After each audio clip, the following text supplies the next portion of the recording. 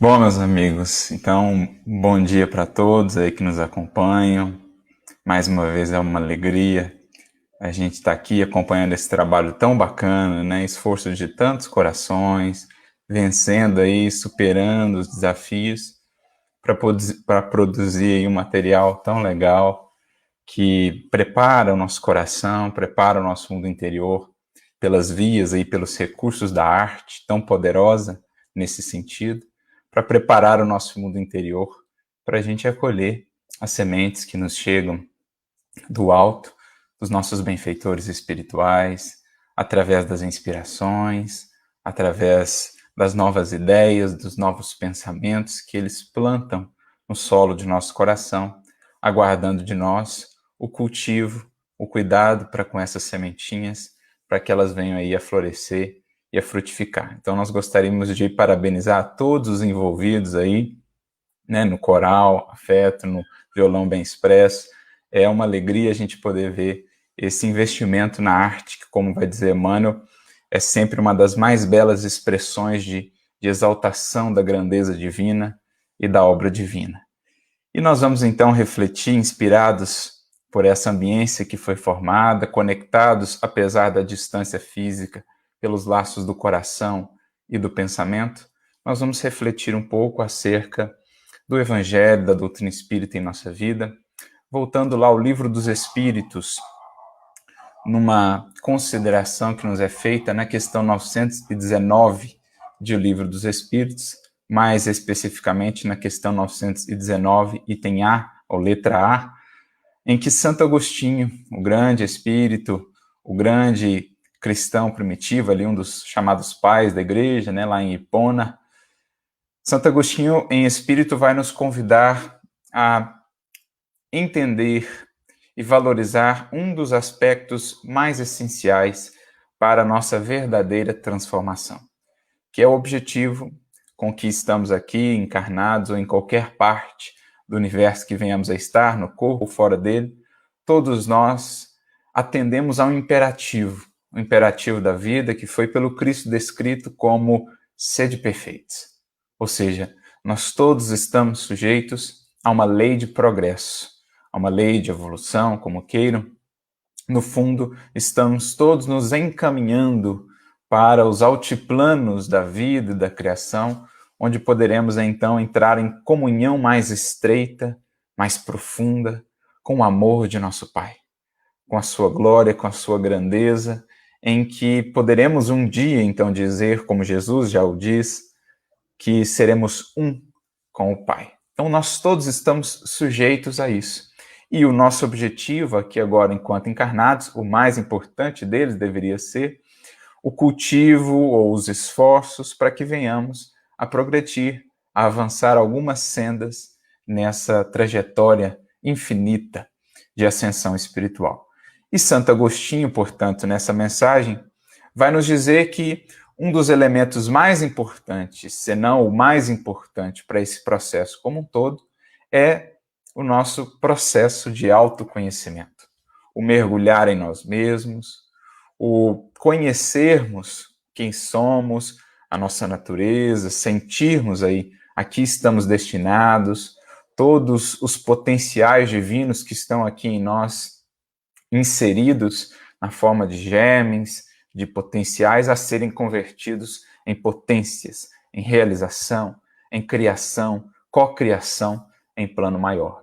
Então esse é um processo essencial, nos mostra a doutrina espírita. Santo Agostinho vai ser bem descritivo ali, nos convidando a fazer aquilo que ele mesmo fazia quando da sua encarnação, a parar diariamente para refletirmos, para analisarmos a nós mesmos, as nossas ações, as nossas atitudes.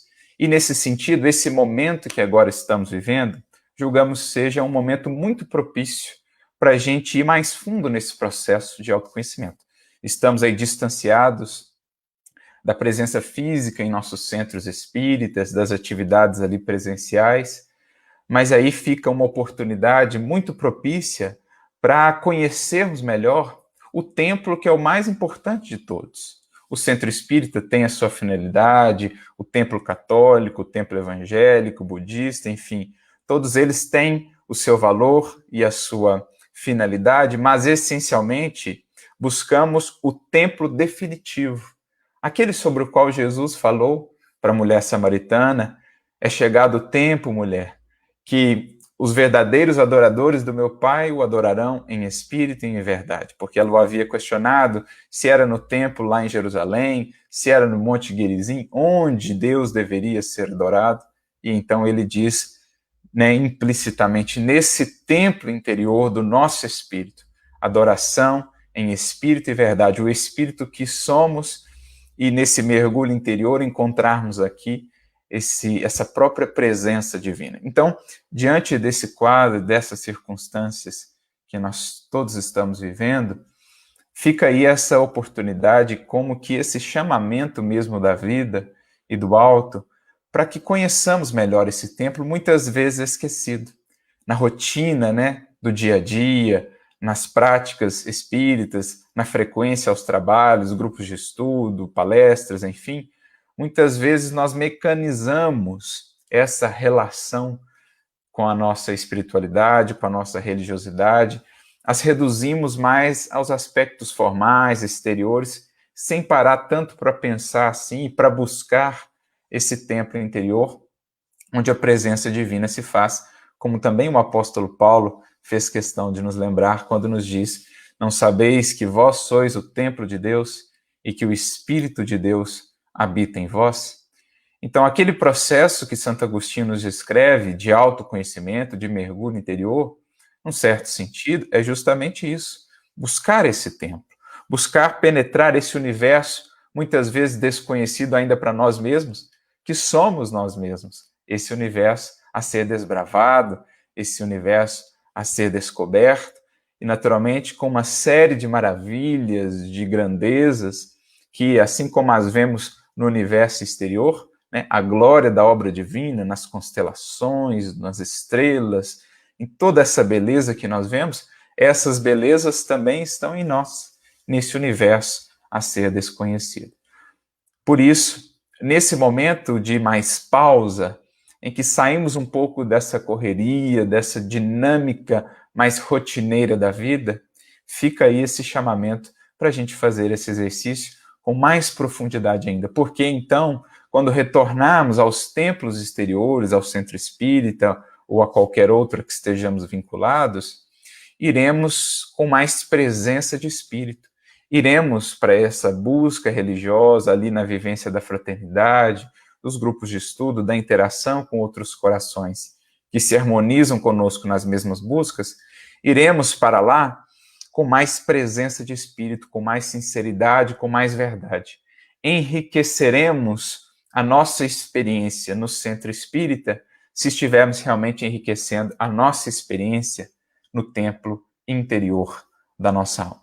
E por isso, para meditarmos justamente acerca dessa importância, desse autoconhecimento, nós selecionamos uma mensagem do benfeitor Emmanuel, que vai ser a nossa condutora na reflexão desta manhã.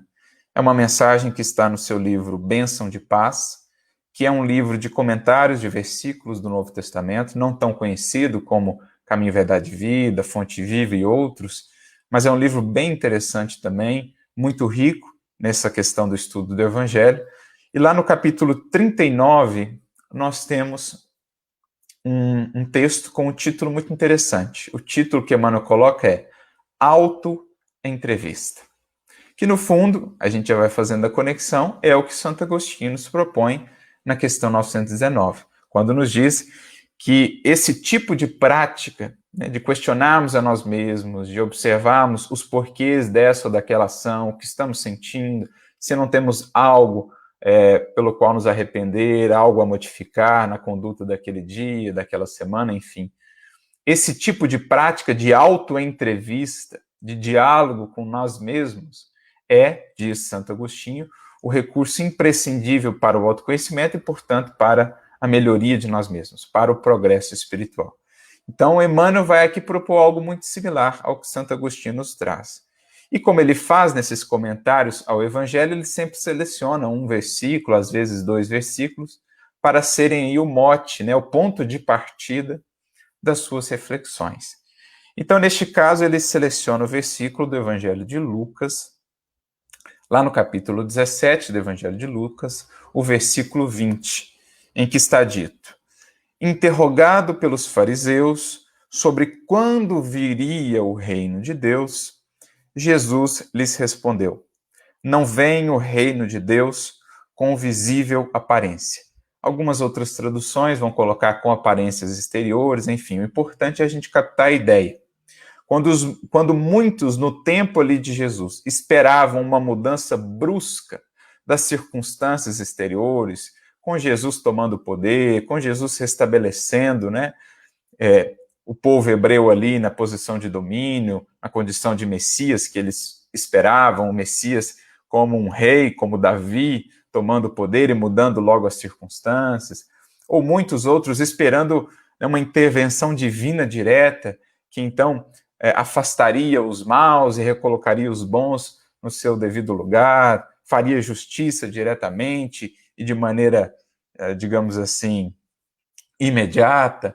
Jesus vai desconstruindo essa ideia ao longo do Evangelho, mostrando-nos, na verdade, que esse reino é um processo que começa, sobretudo, por nós mesmos, e talvez em nenhum outro momento do Evangelho ele é tão claro quanto essa construção do reino de Deus a partir de nós, do nosso mundo interior, para que então ela se estabeleça exteriormente, no mundo, na terra como um todo.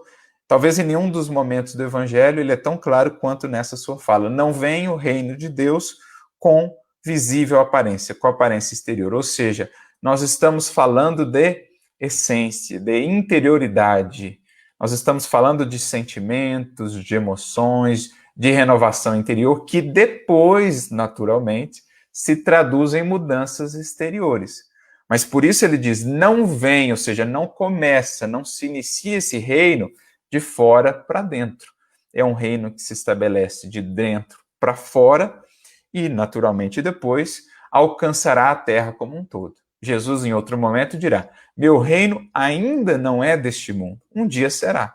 Quando os corações tiverem de fato acolhido a sua mensagem, se transformado, se renovado, e forem a maioria, passarem a predominar na terra, os corações voltados para o bem, para o amor, para a compreensão, para a paciência, para a indulgência, quando estes passarem a preponderar, então poderemos dizer que o reino do Cristo, ou o reino de Deus, estará começando efetivamente a estabelecer-se também na terra. É, no fundo, o que os Espíritos vão nos dizer, vai ocorrer nesse processo de regeneração que estamos agora adentrando, estamos aí às portas de uma nova etapa para a humanidade terrestre, que marca justamente esses traços, essas feições mais exteriores do reino de Deus, que será o reino de justiça, de fraternidade, de paz, a reger as nações, a reger as interações e as relações entre todos os que aqui habitamos.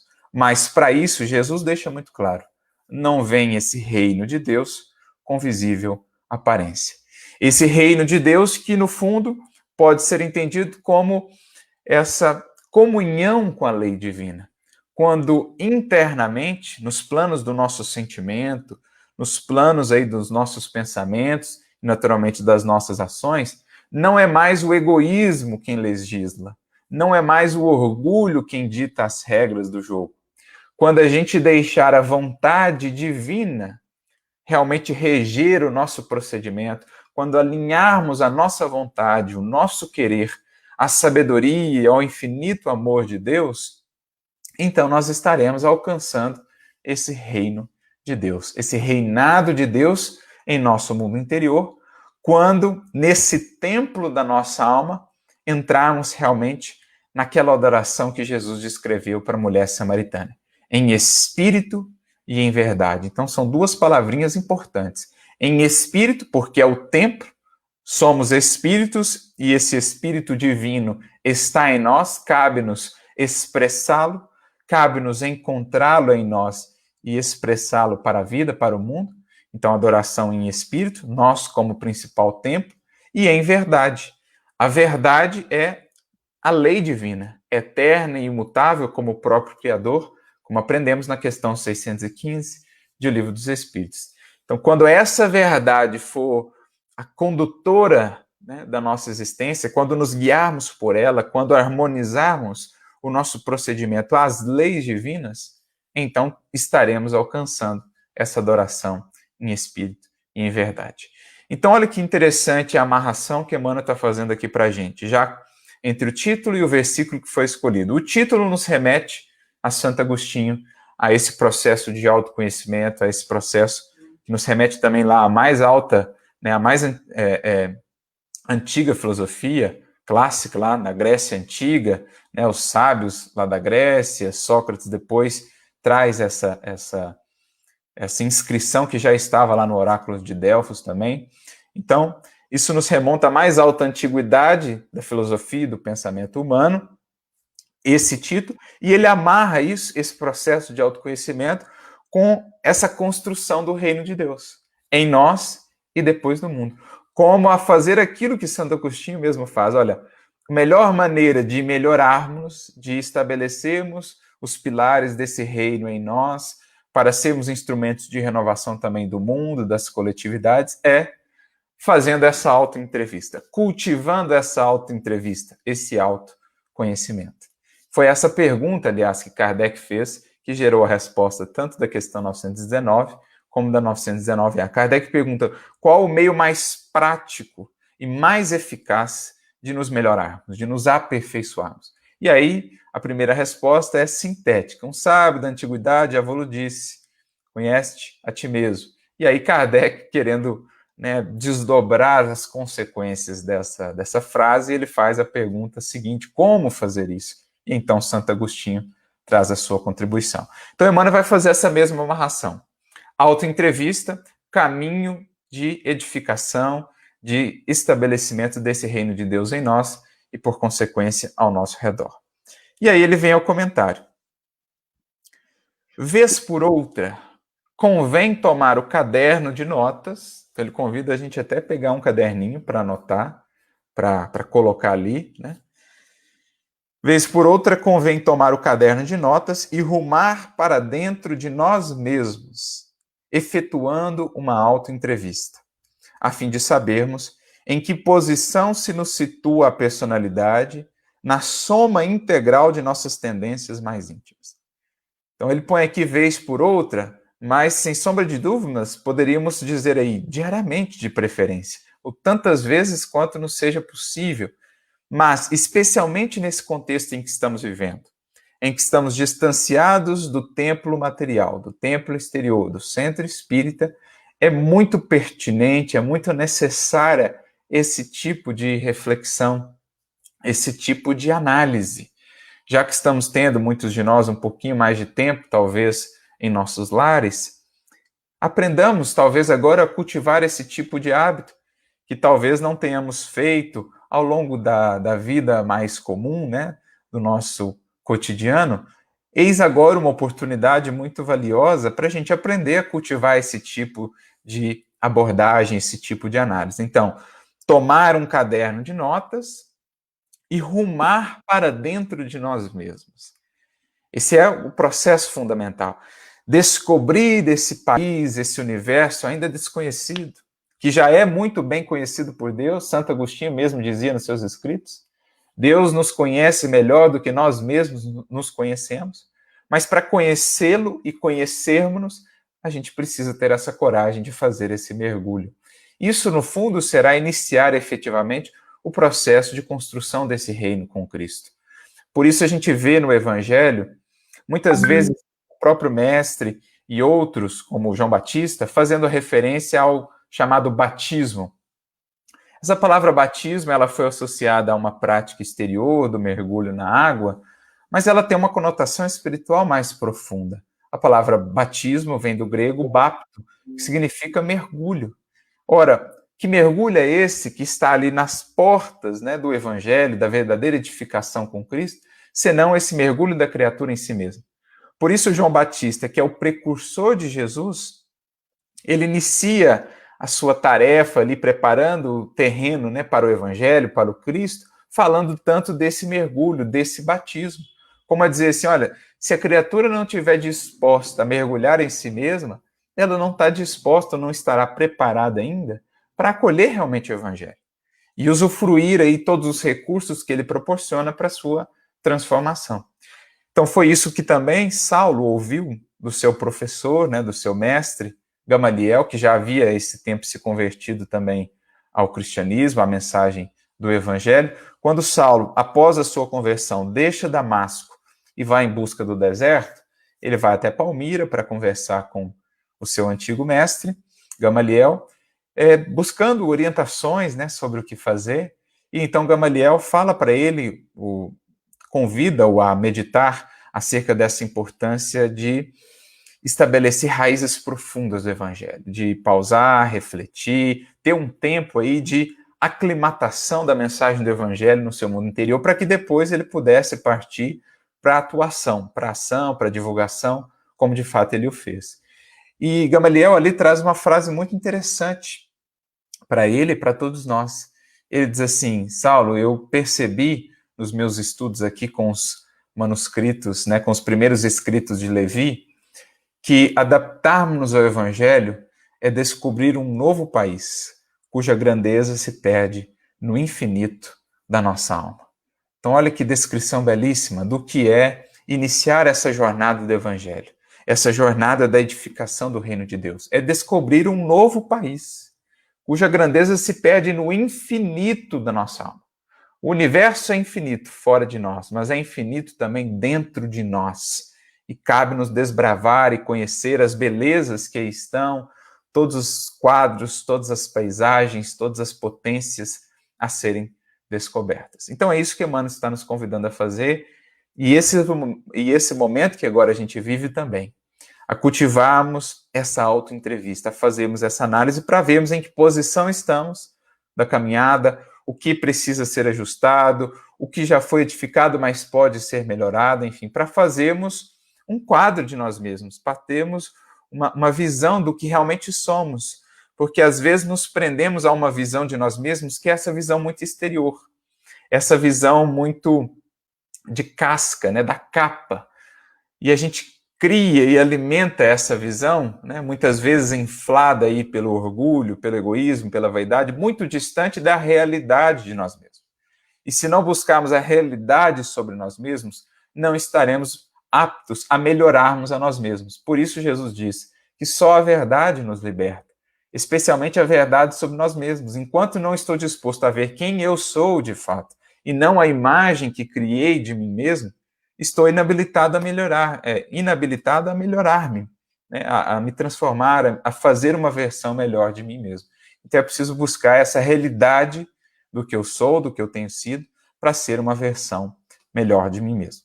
E aí ele começa a listar algumas dessas perguntas fundamentais para a gente fazer nessa autoentrevista, nesse processo de autoconhecimento. E a primeira ele diz assim, o primeiro elemento que a gente precisa conhecer aí, quem somos verdadeiramente, para além da genética humana e das documentações cartorárias do mundo, na condição real de filho de Deus, em provisório serviço no campo da evolução terrestre. Em outras palavras, quem eu sou para além das capas do mundo, né? Para além do corpo, que vai ter essa forma, essa cor, isso, aquilo outro, quem eu sou para além disso, para além das documentações cartorárias do mundo, ou seja, quem eu sou para além daquele sobrenome, para além daqueles títulos acadêmicos, daqueles reconhecimentos, enfim, quem eu sou para além de tudo isso que mais cedo ou mais tarde eu vou ser compelido a deixar para trás. O corpo vai se desgastar, do pó veio e ao pó retornará, os títulos aí ficarão para trás, nas paredes, né, nos papéis do mundo, mas quem eu sou para além disso? Então esse é um primeiro movimento que nos cabe fazer nessa jornada com Jesus.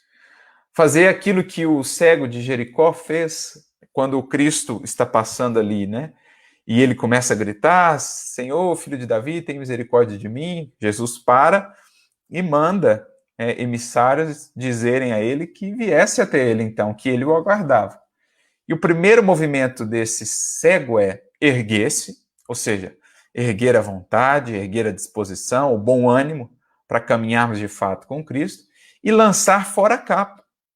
Ou seja, se eu estou muito preso ainda a essas capas ilusórias, me envaidecendo com isso, achando que isso é o que me define, que isso é o mais importante, que esses são os objetivos maiores da minha existência, eu estou ainda muito longe da realidade de mim mesmo. Agora, a partir do momento que eu passo a deixar essas capas de lado para buscar o que é central, né? Não estamos dizendo que esses recursos não vão ser importantes. Claro que o nosso corpo tem importância, os títulos vão estar aí a serviço, ou devem estar a serviço do progresso do nosso espírito, mas não são o essencial. O essencial é o espírito que somos e os valores que a ele agregamos. Virtudes, conhecimentos, né? Sabedoria, amor, sentimento, enfim. Isso é o tesouro do espírito, aquilo que não nos pode ser tomado nem mesmo pela morte, nem mesmo pelo tempo. Enquanto eu estiver muito preso à casca de mim mesmo, longe estou de conhecer-me. Mas a partir do momento que aprendo a deixar essa capa de lado para ir mais fundo nas realidades do espírito que sou, o que eu tenho edificado, quais valores eu tenho buscado, quais são ainda os pontos frágeis, onde eu preciso melhorar, né? É na questão do dinheiro, é na questão do prazer, é na questão da relação com os outros, quais virtudes estão faltando, é a paciência, é a indulgência, é a misericórdia, é a caridade, enfim. Quais conhecimentos que eu estou agregando, né? Que tipo de informação eu estou trazendo aqui para o registro da memória? Só informações que dizem respeito à transitoriedade do mundo, ou eu estou meditando sobre as questões transcendentes da vida? O pão lá que o Cristo dizia, né? Nem só de pão viverá o homem, mas de toda palavra que sai da boca de Deus. Eu estou meditando sobre as questões magnas e transcendentes da vida? Sobre as leis divinas? Porque isso é o que mais agrega ao espírito. O estudo da ciência do infinito, como dirá Kardec ao definir o Espiritismo na introdução de O Livro dos Espíritos. Então, esse é o primeiro tipo de pergunta, de questionamentos que deveremos nos fazer. Quem eu sou para além da personalidade transitória, que agora atende por esse nome, tem essa profissão, tem esses títulos? Espírito, quem eu sou? O que eu já conquistei, o que falta conquistar, quais são pontos frágeis, o que é preciso melhorar? Essa é a primeira pergunta. Para que objetivos nos dirigimos? Essa é outra pergunta fundamental. Porque ao longo da vida nós vamos tendo muitos objetivos. O objetivo de fazer um novo curso ali, de concluir uma graduação, de me aperfeiçoar ali na profissão, de escrever uma obra e tal. Esses são objetivos que têm a sua importância, mas principalmente cabe-nos refletir quais os objetivos centrais da nossa existência. Porque como objetivo central da nossa existência, cabe-nos buscar um só, que é a edificação desse reino de Deus em nosso mundo interior. Que é o que Cristo disse a Simão Pedro, está lá no livro Boa Nova, capítulo 12. Tudo mais, Simão, na nossa vida é acessório. Deve estar a serviço disso. Enquanto a gente não eleger como tesouro, meta central da nossa alma, essa busca, a gente vai estar sempre mudando de caminhos ou muitas vezes distraindo-se com muita facilidade para aquilo que está ao nosso redor, ao nosso entorno, ou muitas vezes perdidos mesmo. Já dizia Sêneca, aquele que não sabe aonde quer chegar, nenhum vento é favorável. Se a criatura não estabelece metas claras, como diz Paulo, prossigo para o alvo, ela nunca consegue ajustar-se, né, diante das circunstâncias da vida para permanecer nesse rumo, para permanecer em busca desse alvo. Por isso, já dizia o mestre, onde está o teu tesouro, estará o teu coração. O nosso coração nos levará àquilo que elegemos como tesouro.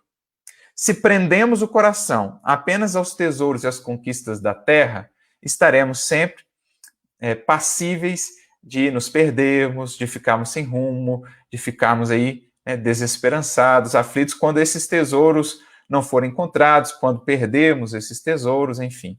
Mas se estabelecemos como meta maior da existência, esse tesouro maior, o reino, se vincularmos a isso no nosso coração, nunca nos faltará roteiro, nunca nos faltará norte. O mestre mesmo acrescenta, no Sermão do Monte, aquele que busca o reino e a sua justiça, ou seja, viver de acordo com a edificação desse reino, tudo mais lhe será acrescentado. Nunca lhe faltará rumo, nunca lhe faltará força, nunca lhe faltará inspiração, orientação, se ele eleger como alvo supremo da vida essa edificação.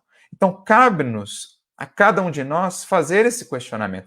O que eu estou elegendo como alvos, objetivos maiores da minha vida? Se eu estou com essa sensação de angústia, de estar perdido, de faltar um norte, um rumo, uma orientação, será que não é porque não vinculei o meu coração, a bússola do meu coração a esse objetivo maior? Será que é porque não está faltando aí essa clareza de alvo, como tinha Paulo, e que o fez a superar tantas dificuldades como ele superou? Nas circunstâncias mais adversas, ele sempre manteve-se firme, porque sabia muito bem o que buscar. Então, essa clareza de horizontes que nos dá aí força para caminhar, para superar, para vencer adversidades, para fazer os ajustes necessários na rota, é essa clareza de horizontes. Como o bom marinheiro, ele sabe o porto que quer chegar e então ajusta o leme, a vela, para manter o rumo da sua navegação de acordo com os ventos, mas porque ele tem muito claro o alvo que persegue. E não um alvo fugidio, um alvo transitório, como os vários alvos que a gente tem aqui na matéria, que estão sujeitos a muitas modificações, né, à impermanência da vida material. Se a gente estabelece um alvo que é definitivo, um alvo que é, digamos assim, inamovível, a gente sempre mantém com muita clareza para onde nós estamos indo, né? Que é o norte aí magnético que nos cabe buscar, nesse caso espiritualmente, a edificação desse reino, o cumprimento da vontade divina. Que fazemos do tempo? Outra pergunta essencial. Agora que nós, muitos, né, estamos tendo mais tempo, às vezes, para refletir, outros nem tanto, porque estão com mais compromissos, mas, de um modo geral, cabe-nos meditar o que estamos fazendo do tempo.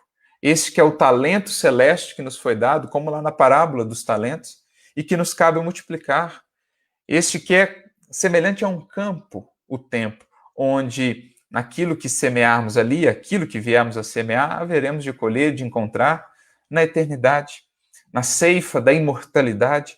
Então, o que temos feito do tempo que nos é dado aqui nesta presente encarnação, que, como nos dirão os Espíritos, no Livro dos Espíritos, é como que um relâmpago na eternidade, mas ainda assim é uma somatória valiosa de minutos, de horas, de dias, que nos permitem semear no presente para colher no futuro uma colheita, uma messe mais luminosa, mais pacífica, mais transformadora para cada um de nós. Então, o tempo é um patrimônio valioso demais para desperdiçarmos com maledicência, com aquilo que não edifica, com aquilo que não agrega, com aquilo que não enriquece de fato o espírito imortal.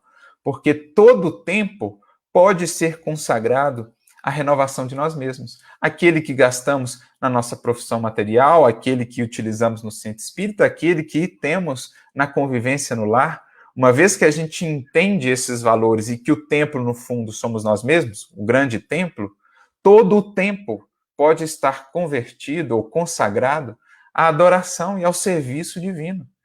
Quando a gente aplica esses valores do Evangelho, do bem, do amor, da retidão, da honestidade, da paciência, tanto na convivência no lar, como na convivência no trabalho profissional, como na convivência no centro espírita, né? Quando voltarmos a frequentar esses ambientes, a gente vai poder consagrar melhor o nosso tempo à construção da eternidade. Eu gosto sempre de lembrar uma frase de Guimarães Rosa que sintetiza muito bem o que deve ser essa nossa reflexão sobre o tempo. Ele diz que chega sempre um momento na vida da gente em que o único dever, ou um dos primordiais, seja lutar ferozmente por introduzir no tempo de cada dia o máximo de eternidade. Então, acho que essa é a grande síntese do espírito consciente, que aproveita o tempo que nos é dado aqui para preenchê-lo de eternidade, na construção, na edificação dos valores imperecíveis do espírito. Se nos achamos hoje com menos débito e mais crédito do que ontem, perante as leis eternas. Então, fazer essa análise do que estamos sendo a cada dia em relação ao que éramos ontem. Né? Ter como referencial esse nosso eu de ontem, para sabermos se estamos avançando ou não. Isso é conhecer-se também, é ver essas várias versões de nós mesmos. E um bom indicativo da nossa transformação efetiva é quando olhamos para trás, alguns anos, por exemplo, e mal nos reconhecemos nos objetivos que tínhamos, nas condutas que adotávamos, porque isso é uma indicação de que, de fato, estamos sendo melhores versões de nós mesmos. Eu tinha até um amigo que dizia, né, que uma das piores frases que a gente pode ouvir assim é: você está igualzinho ao que era quando eu te conheci lá há 10 anos atrás. Por quê? Porque indica que, muito provavelmente, a gente não está mudando nada, assim, ou bem pouco, em termos de valores do espírito. Então, a gente precisa ter esse referencial do que éramos, do que vinhamos sendo e do que estamos sendo agora, para a gente buscar novas e melhores versões de nós mesmos, tendo o outro referencial que é importante, que é o modelo que nos foi dado, que é o Cristo, o referencial maior para a nossa caminhada. Então, como dizia, né, e diz sempre o nosso querido amigo Otacílio, os dois referenciais que a gente precisa ter: o nosso eu de ontem e o Cristo como modelo daquilo que precisamos construir para um dia virmos a ser, né, também como ele, filhos de Deus que expressam toda a sua potencialidade divina. Então, esses são os nossos referenciais que a gente precisa estar sempre conjugando, não nos comparando com os outros, porque cada um tem a sua trajetória e a sua realidade, mas nos comparando com nós mesmos nas versões mais antigas do ontem. Por isso, Kardec vai dizer que a doutrina espírita ela só é verdadeiramente útil àquele que pode dizer que é hoje melhor do que era ontem. Então, que a gente possa dizer a cada dia, a partir dos nossos esforços, que somos hoje pelo menos um pouquinho melhor do que éramos ontem. Se já recolhemos dificuldades e provações por reais benefícios, em outras palavras, será que nós já mudamos o nosso ponto de vista? Kardec tem um texto tão feliz no capítulo 2 do Evangelho segundo o Espiritismo, chamado Ponto de Vista, em que ele vai nos convidar a refletir sobre como o Espiritismo muda o nosso ponto de vista, a nossa maneira de enxergar as coisas. Mesmo aquelas mais difíceis, as dores, as perdas, os reveses, as decepções. Quando a gente enxerga isso do ponto de vista do Espírito, vendo as coisas de mais alto, a gente ressignifica isso tudo.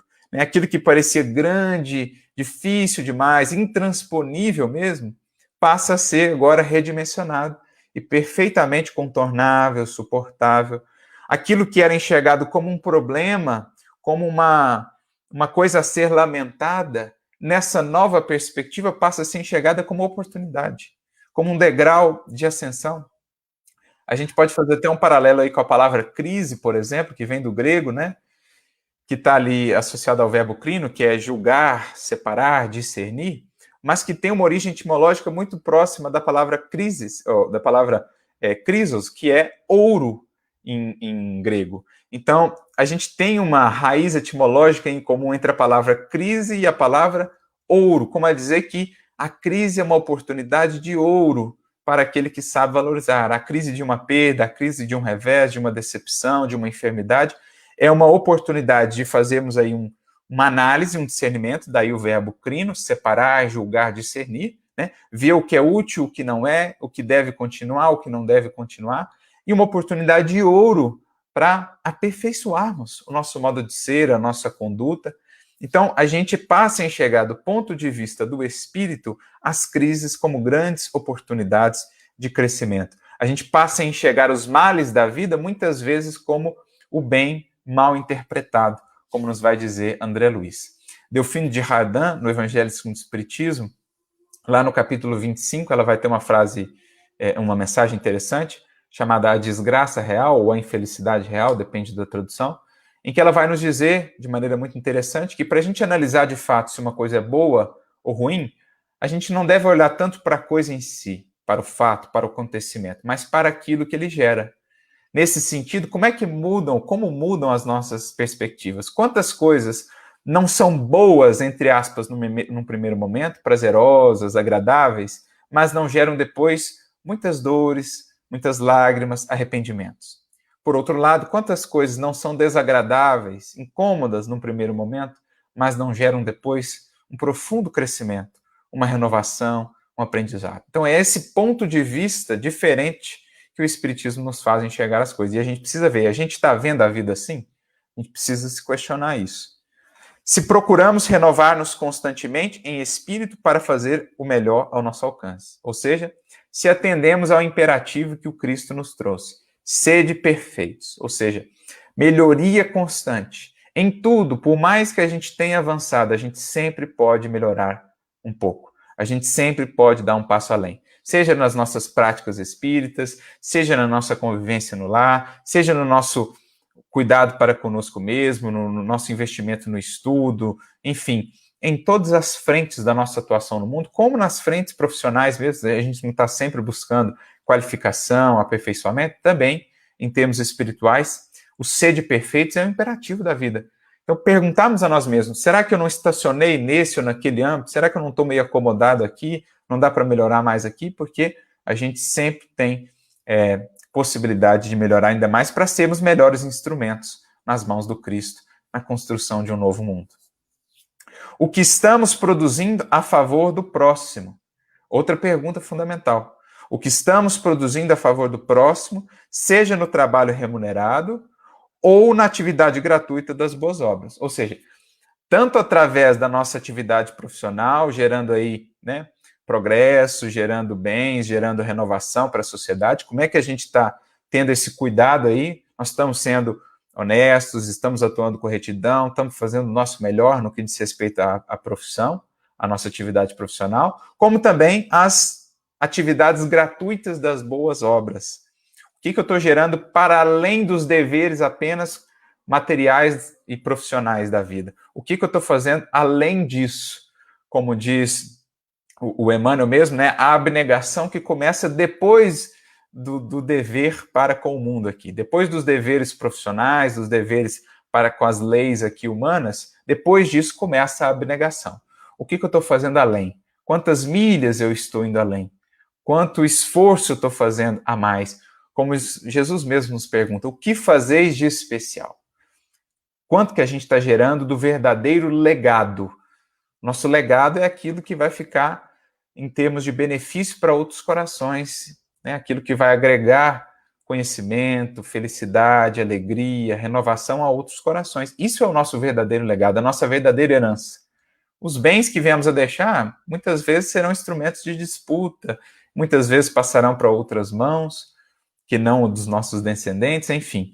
Mas o legado moral, os valores, os frutos, isso a gente precisa pensar, porque não seremos conhecidos pela beleza dos rótulos, das aparências. Como o mestre mesmo dizia, a árvore não é identificada pela grandeza da copa, pela beleza das frondes, não. A árvore é identificada pelo fruto, produção.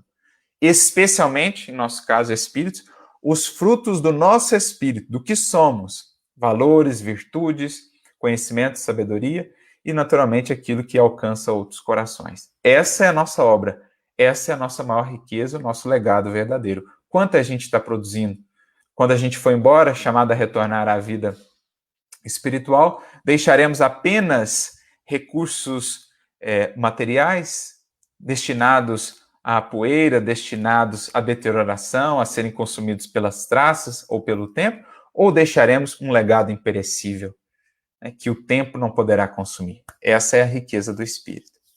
Se já sabemos esquecer as ofensas alheias, tanto quanto desejamos que as nossas sejam esquecidas. Em outras palavras, se já mergulhamos o suficiente em nós mesmos para reconhecer o quanto nós ainda precisamos da paciência, da indulgência e da misericórdia dos outros, para ter um pouquinho disso também para com os semelhantes. Se a gente ainda não tem nada disso, é porque ainda não mergulhamos nada em nós mesmos. Porque quem quer que mergulhe um pouquinho em si, que se conheça um pouquinho além da casca e das aparências, logo identificará o quanto de imperfeições ainda trazemos e o quanto nós também precisamos da misericórdia e da complacência dos outros, especialmente dos nossos espíritos benfeitores, do Cristo. E se eles têm tido para conosco tanto de paciência e de misericórdia, como não ter um pouquinho para com aqueles que muitas vezes nos ofendem, não nos compreendem, são ingratos, enfim. Essa é a parábola do credor incompassivo, lá em Mateus 18. Né? Ele que tinha uma dívida enorme e que o Senhor foi complacente para com ele, ele que foi duro e intransigente para com o irmão que tinha uma dívida pequenina para com ele. Muitas vezes é essa a nossa postura daqueles que estamos ainda muito na superfície de nós mesmos. Quanto mais mergulhamos, mais reconhecemos a indulgência que precisamos e maior se torna o imperativo para a nossa consciência da indulgência do perdão e da benevolência para com os outros também. E por fim, o último elemento que ele lista aqui, se o nosso entusiasmo é invariável na prática do bem. Se nós já aprendemos esse bem que não se cansa porque se nutre do próprio bem que faz e não de qualquer espécie de retorno. Porque se estivermos esperando retorno, gratidão, reconhecimento, aplausos, mais cedo ou mais tarde o nosso ânimo, a nossa energia vai faltar, porque encontraremos isso. Mas se aprendemos a nos nutrir, a nos alimentar do bem que fazemos, do amor que doamos, então nunca nos faltará ânimo, nunca nos faltará entusiasmo para a obra. Já dizia São João da Cruz, a alma que caminha no amor não se cansa e nem descansa, porque ela está sempre buscando ser útil, mas ao mesmo tempo sempre se alimentando do amor e do bem que ela mesma dá. É interessante isso porque essa palavra entusiasmo vem do grego entheos, que significa em Deus. Aquele que já se alinhou, aquele que está buscando, né, nessa fonte inesgotável do amor divino, a força para se manter, para se alimentar e se nutrir na caminhada, a esse nunca vai faltar entusiasmo, porque ele já está em Deus. Ele já está comungando da fonte que nunca falta. Ou todas as outras poderão faltar, mas a fonte divina, o amor divino, esse nunca nos faltará. Esse é o entusiasmo que nos cabe buscar, sem nos desfalecermos na obra do bem, como já dizia o apóstolo Paulo. E por fim ele conclui então, arrematando essa proposta da autoentrevista. Nós que nos interessamos tão vivamente pelo noticiário de cada dia, nós estamos aí, né, tão antenados com o noticiário, tanta e tanta notícia, né? Há uma importância e a gente está informado, buscar, mas não viver só disso, né? Não viver apenas nisso, muitas vezes entrando em sintonias de desesperança, de medo, deixando de se envolver por esse noticiário. Então, nós que nos interessamos tão vivamente pelo noticiário de cada dia, acerca do que vai acontecendo no mundo, de quando em quando realizemos uma entrevista com o nosso próprio espírito. Ele põe espírito aqui com E minúsculo, justamente para falar que ele trata aqui do espírito, o nosso pensamento, né? A nossa mente, enfim. Então a gente está tão preocupado com o noticiário do mundo e muitas vezes esquecido do noticiário de nós mesmos, que é o mais importante dos noticiários. De nada adiantará estarmos muito bem informados quanto aos noticiários do mundo e completamente desinformados quanto ao noticiário de nós mesmos. Então, de quando em quando, realizemos essa entrevista e estejamos convencidos de que recolheremos as mais importantes informações para orientar-nos com segurança e êxito na viagem de aperfeiçoamento em que nos encontramos, descobrindo gradativamente o reino do Senhor em nós mesmos ante a espiritualidade maior. Olha o que ele diz de novo, as mais importantes informações, que estejamos também conscientes, atentos quanto a esse noticiário acerca de nós mesmos, que possamos investir nessa entrevista, nessa auto-entrevista, que saibamos responder com sinceridade e humildade essas perguntas, a fim de que ouçamos com cada vez mais clareza a voz divina, a voz do Cristo a se expressar no santuário da nossa consciência, conduzindo-nos aí